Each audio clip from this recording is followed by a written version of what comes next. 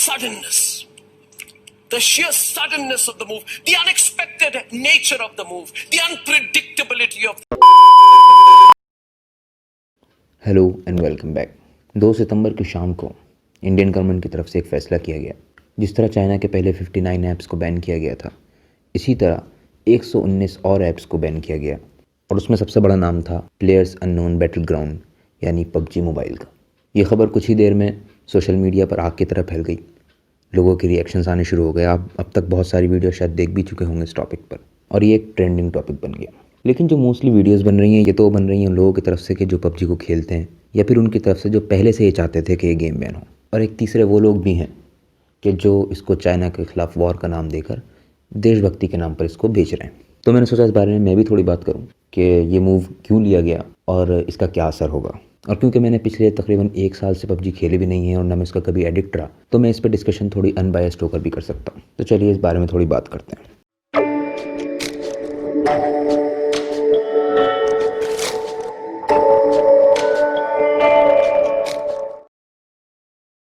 दिसंबर 2017 में पीसी और कंसोल्स वगैरह के लिए ये गेम पबजी रिलीज़ किया गया, जिसका पूरा कॉन्सेप्ट एक जापानीज़ फिल्म से लिया गया था। और उसके बाद उसकी पॉपुलैरिटी को देखते हुए 2018 में इसको मोबाइल पर भी लॉन्च कर दिया गया और ये गेम इस तरह से फैला कि इसकी कोई मिसाल कम से कम मोबाइल गेमिंग में तो नहीं मिलती। लेकिन जैसे जैसे ये पॉपुलर हुआ तो एक मसला उन लोगों के सामने खड़ा हो गया कि जिनके अपने इसके एडिक्ट बन चुके थे। किसी चीज़ को यूज़ करना और उसका एडिक्ट होना ये बिल्कुल एक अलग चीज़ है। खैर, इस गेम के एडिक्ट्स के लिए बहुत सारी बातें कही गई। ये भी कहा गया कि ये इससे वायलेंस बढ़ता है, सुसाइड रेट्स बढ़ रहे हैं। बट क्या एक्चुअली गेमिंग से वायलेंस बढ़ता है? ये डिबेट बहुत सालों पुरानी है, क्योंकि इस तरह के आपको बहुत सारे गेम्स पीसी और कंसोल्स वगैरह पे मिल जाएंगे कि जिनके बारे में कहा जाता था कि ये वायलेंस को प्रमोट करते हैं। लेकिन ये ज़रूर देखा गया कि इसको लगातार खेलने की वजह से लोगों में एंजाइटी बढ़ी, डिप्रेशन बढ़ा। और ये सिर्फ इसी गेम के साथ नहीं था, बल्कि किसी भी चीज़ की ज़्यादती, किसी भी चीज़ का एडिक्शन एंजाइटी और डिप्रेशन में मदद करने के बजाय उसको और बढ़ा देता है। सो ये एक पॉइंट जो काफ़ी टाइम से उठाया जा रहा था, ये काफ़ी वैलिड मालूम होता है। खैर, तो ये पॉपुलर हुआ क्योंकि ये गेम सिर्फ खेलने वालों में पॉपुलर नहीं बल्कि देखने वालों में भी बहुत पॉपुलर था। इसलिए लोगों ने अपने यूट्यूब चैनल्स बनाना शुरू किए, उस पर स्ट्रीमिंग शुरू करी और उसके बाद उससे रेवेन्यू जनरेट करना शुरू किया। ऐसे में चाहे ये यूट्यूब के एडसेंस से हो, ये सुपर चैट्स और लाइव स्ट्रीम पर होने वाले डोनेशन से हो। और आपको बीसियों ऐसी मिसाल मिल जाएंगी जिन्होंने इसको अपना कैरियर ऑप्शन बनाया और ऐसे चलते चलते अपना एक ब्रांड बना लिया। उन्होंने इसको फिर हर जगह यूज़ किया, ब्रांड से कॉन्टैक्ट हुए, स्पॉन्सर्स लिए और उन्होंने अपना एक फ्यूचर सिक्योर कर लिया। लेकिन जितने लोग वहाँ तक पहुँच चुके हैं उससे कई गुना ज़्यादा वो हैं जो स्ट्रगल कर रहे हैं, जो स्टार्ट कर रहे हैं। ये एक ऐसे लेवल पर जहाँ वो कामयाब तो नहीं हुए लेकिन आगे की तरफ बढ़ रहे हैं। ये इतनी लंबी कहानी मैंने आपको इसलिए सुनाई ताकि मैं आपको बता सकूँ कि ये बैन किन किन चीज़ों पर असर करने वाला है। खैर, 2 सितंबर की शाम को इंडियन गवर्नमेंट ने 118 ऐप्स के साथ पबजी मोबाइल और पबजी मोबाइल लाइट को दोनों को बैन किया गया और उसका रीज़न बताया गया चाइना से proxy war. So basically border पर होने वाली जंग का जवाब देने के लिए कुछ ऐप्स को बैन किया गया है। लेकिन ये 118 ऐप्स उन 59 ऐप्स के साथ क्यों नहीं बैन किए गए थे? क्या वजह है कि अब अचानक से दोबारा से एक नई लिस्ट निकाली गई और कुछ नए ऐप्स बैन किए गए? तो मैं आपको पिछली वीडियो में बता चुका हूँ कि जब पिछली बार 59 ऐप्स बैन किए गए थे तो उनमें 58 ऐप्स को बैन करना मकसद नहीं था, सिर्फ एक ऐप को बैन करना मकसद था।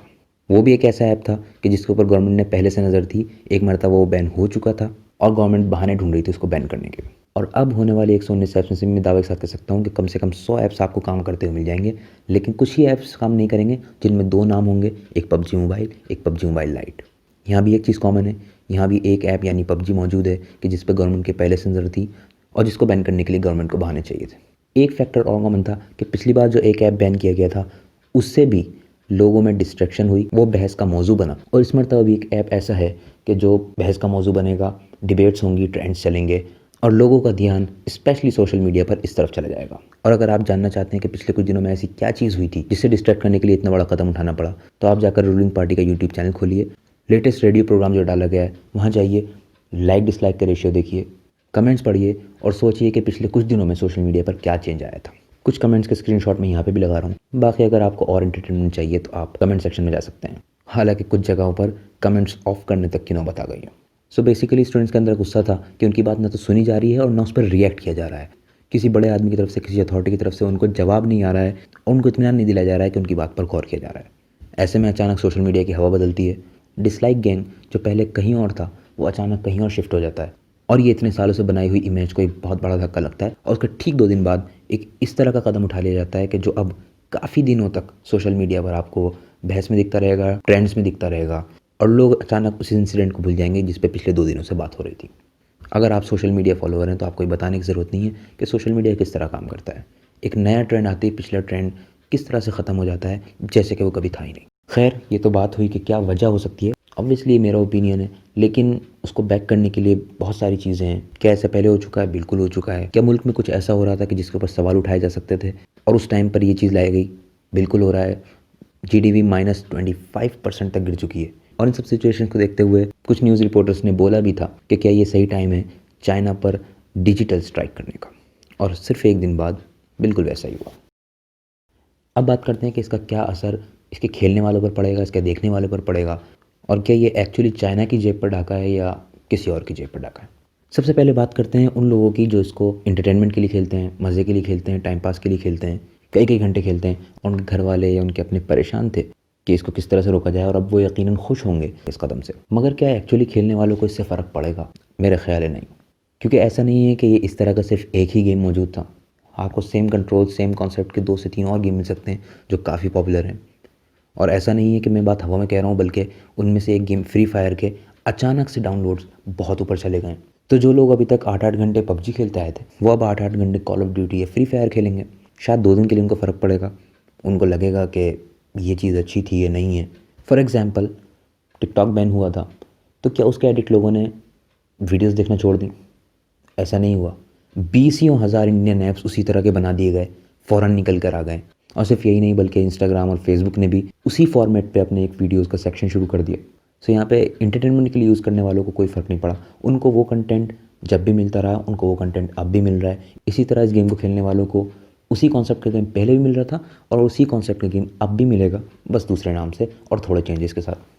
जहाँ उनको अडॉप्ट करने में 2-3 दिन लगेंगे, लेकिन वो फिर उसकी तरफ चले जाएंगे। अब बात करते हैं उन लोगों के लिए कि जो इसको सिर्फ एंटरटेनमेंट के लिए नहीं खेल रहे, बल्कि उन्होंने इसको अपनी रोज़ी रोटी बनाया हुआ था, इसको उन्होंने अपना कैरियर ऑप्शन बनाया हुआ था और फुल टाइम इसी पर काम कर रहे थे। अब उसमें 2 तरह के लोग हैं, जैसे मैंने पहले ही बात की।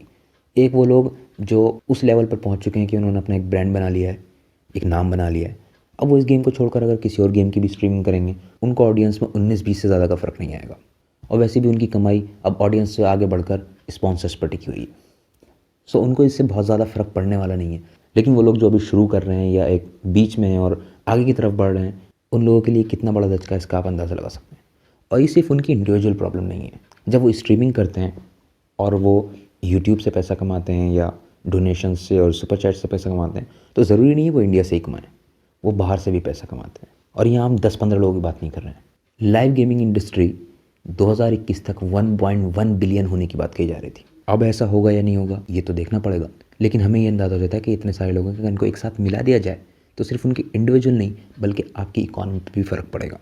इससे आप कितना टैक्स जनरेट करते थे और कितना कर सकते थे आगे जाकर, क्योंकि इंडिया में अभी तक इंटरनेट को नॉर्मलाइज हुए हुए सिर्फ 4 ही साल हुए हैं। ई स्पोर्ट्स इंडस्ट्री बहुत आगे बढ़ चुकी है। इंडिया के बहुत सारी ऐसी टीम्स हैं जो आगे जाकर टूर्नामेंट्स खेल रही हैं, जीत रही हैं। जिस तरह आपकी क्रिकेट टीम, आपकी हॉकी टीम बाहर जा रही है, टूर्नामेंट में खेल रही है, जीत रही है, उससे आपको फ़ायदा होता है। इसी तरह आपके प्लेयर्स जब ऑनलाइन गेमिंग कंपटीशंस में आगे जाते हैं, जीतते हैं, वो वहाँ से भी अपना कैरियर बनाते हैं, एक बड़ी रकम लाते हैं, उसमें से आपको टैक्स पे करते हैं। और ये सिर्फ एक बार की बात नहीं है, बल्कि ई स्पोर्ट्स एक ऐसी इंडस्ट्री है कि जिस पर आप डिपेंड कर सकते हैं कि ये चीज़ आगे बढ़ेगी। फॉर एग्जाम्पल, लॉकडाउन हुआ और जब वो खुला तमाम इंडस्ट्रियाँ नीचे जा चुकी थी, लेकिन एक इंडस्ट्री जो इस टाइम में नीचे नहीं गई बल्कि बहुत ऊपर चली गई, वो थी लाइव गेमिंग इंडस्ट्री। सो ऐसी एक्स्ट्रा ऑर्डिनरी सिचुएशन जहाँ पूरी दुनिया बंद हो गई, लोगों के कारोबार बंद हो गए, जॉब्स चली गई, इकोनॉमी डाउन हो गई, ऐसे में उस इंडस्ट्री में कोई फॉल नहीं आया, वो ऊपर ही की तरफ जाते। और चूँकि आगे जाके दुनिया और डिजिटलाइज होने वाली है, ऐसे में आप कह सकते हैं कि नियर फ्यूचर में ये सबसे ज़्यादा रिलायबल चीज़ों में से होगी। अब एक बात ये हो सकती है कि स्पोर्ट्स के डायरेक्टर ने ये बात बोली कि सिर्फ PUBG ही एक गेम नहीं है, बहुत सारे ऑप्शंस हैं। लेकिन क्या इसमें सच्चाई है? ऐसा नहीं है कि PUBG अगर परमानेंटली बैन हो जाए, जो कि मुझे लगता नहीं है, मेरे ख्याल से ये बैन बहुत ज़्यादा दिन रुकने वाला नहीं है, लेकिन अगर रखता है, ये परमानेंटली बैन हो जाता है, वो इंडस्ट्री ऊपर ही की तरफ जाएगी। लेकिन क्या उसकी ग्रोथ में कमी आएगी? बिल्कुल। और इसके लिए आपको कोई रिसर्च करने की ज़रूरत नहीं है। अगर आप यूट्यूब चलाते हैं तो आप खुद सोचिए, आपने स्क्रॉल करते हुए कोई लाइव स्ट्रीमिंग देखी होंगी, या अगर आप लाइव स्ट्रीम्स देखते हैं तो आपने आज तक जितनी लाइव स्ट्रीम वीडियोज़ देखी हैं उनमें से कितनी % PUBG की थी और कितनी % बाकी गेम्स की? पर्सनली अगर मैं बोलूँ तो PUBG मोबाइल 80 to 90% स्ट्रीम्स मेरे सामने था पिछले 1 साल में। तो इसमें तो कोई शक नहीं है कि ये चार्ट्स में सबसे ऊपर है और बहुत मार्जिन से ऊपर है। सो आप कितना भी कह लें कि इससे इतना फ़र्क नहीं पड़ने वाला, तो भी ये फैक्ट चेंज नहीं होगा कि चाहे इस इंडस्ट्री का डाउनफॉल ना हो, लेकिन ग्रोथ रेट में बहुत ज़्यादा कमी आ जाएगी। खैर, तो ये सब बातें कहने का मेरा मकसद ये था कि एक्चुअली चाइना की जेब पे डाके से ज़्यादा अपने यूथ की और अपनी स्ट्रीमर्स की जेब पे डाका, और ये उनसे एक बहुत बड़ी अपॉर्चुनिटी छीनने के बराबर है। सो मेरे पर्सनल ओपिनियन में तो ये एक मूव न सिर्फ गलत था, बल्कि एक मकसद के लिए किया गया था। अगर आपने कभी इमेजिन किया हो कि पबजी बैन हो गया तो गवर्नमेंट के ऊपर कितनी बैकलैश आएगी, लेकिन आप इसके खिलाफ ज़्यादा आवाज़ उठते हुए देखेंगे नहीं, क्योंकि ये जो पेश किया गया है ये देशभक्ति के रैपर में पैक करके पेश किया गया है। और ये बताने की ज़रूरत नहीं है कि साउथ एशिया में, स्पेशली इंडिया में, ये चूरन कितना बिकता है। लेकिन मुझे ये भी लगता है कि ये बैन परमानेंटली नहीं रहेगा, और बहुत जल्द जब लोगों के लिए कोई नया मुद्दा क्रिएट कर दिया जाएगा, उस वक्त ये आपको वापस देखने को मिल सकता है।